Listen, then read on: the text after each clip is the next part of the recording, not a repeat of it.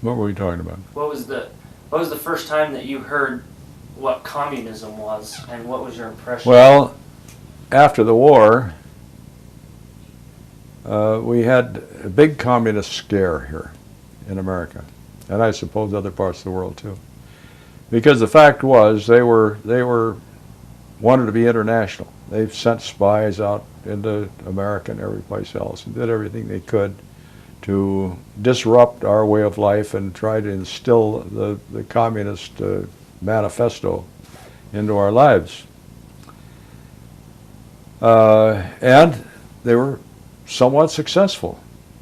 We had free speech and everything else over here, so they could get together anywhere they wanted to, on the street corner, in the park anywhere, and march or have a spiel and everything else, and would get away with it, you know. And but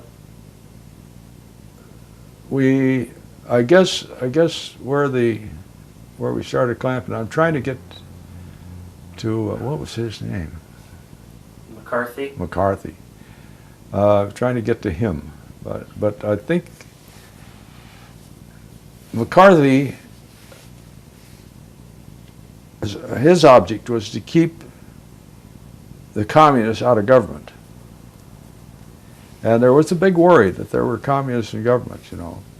And particularly when he started in, why he probably had some pretty good examples that proved to be true and everything else.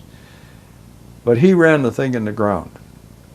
Over a period of time, while he was interviewing and ruining the reputations of people on the slightest whim. Somebody say he sat in and maybe walked by a meeting or something like that, and on the slightest suspicion that he might have some communist, he brought in, and on national TV, they had TV then, when or did they?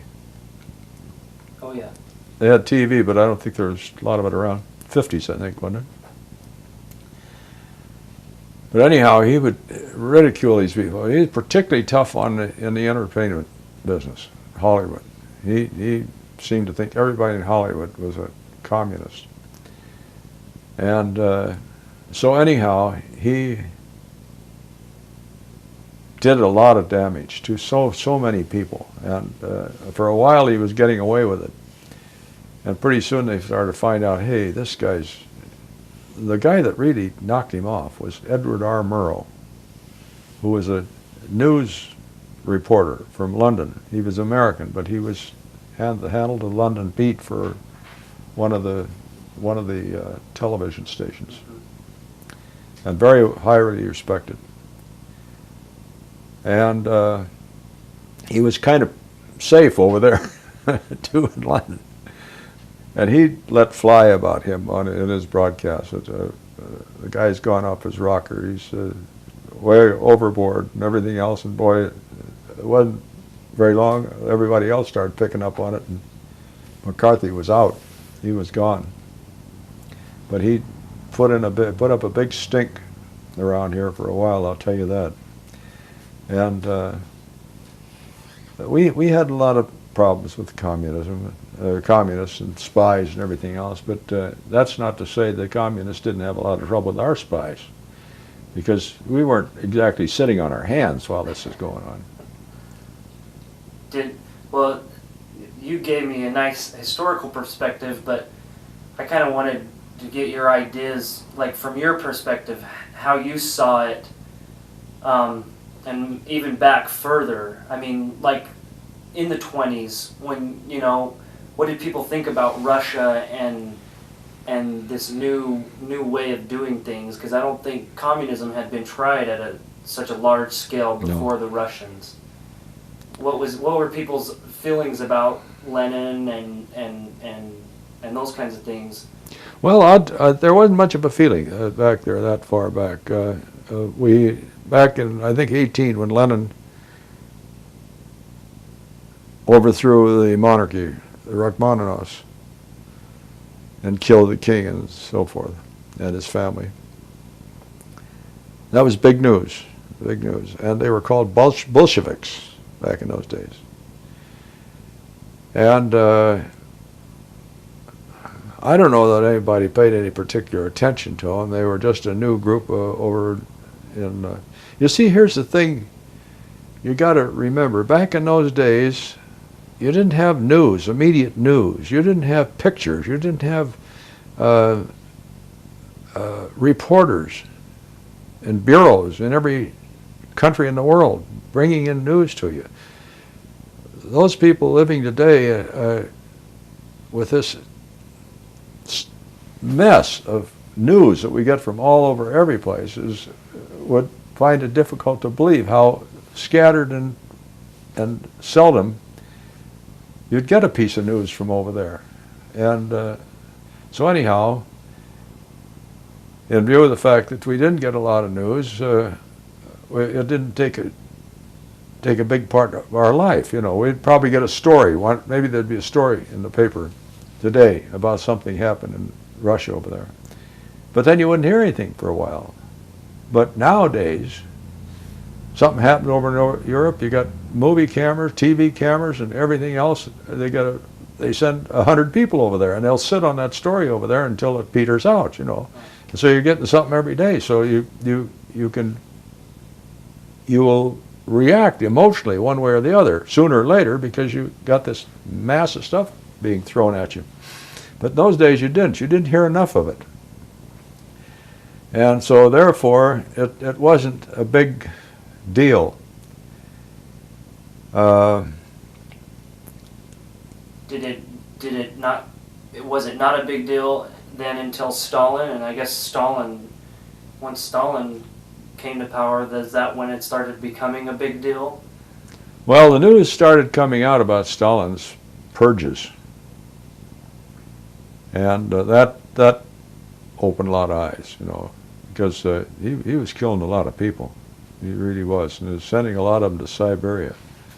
And I don't know whether we saw any pictures of it or not. We may possibly have seen a few pictures of the railroad trains with the cattle cars jammed full of people.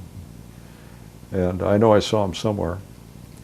And boy, what a thing that must be. They rode hundreds of miles just standing up in a cattle car. And cold winter too. And the thing is just full of people. They can't fall down because they're so packed in there. And they do that for maybe 2 or 3 days at a time. That's the reason when they got there, they said, "Oh, we got to wash you off. We could put you in the shower." That's the first thing. And actually, the room where they showered was where they gassed them. They just put them in there, tell them to take all their clothes off. Now, those are shower things up there. And we'll get you a nice shower, put your clothes over here, which they did. And boom, on comes the gas. And nothing but bodies in there 15 minutes later. Did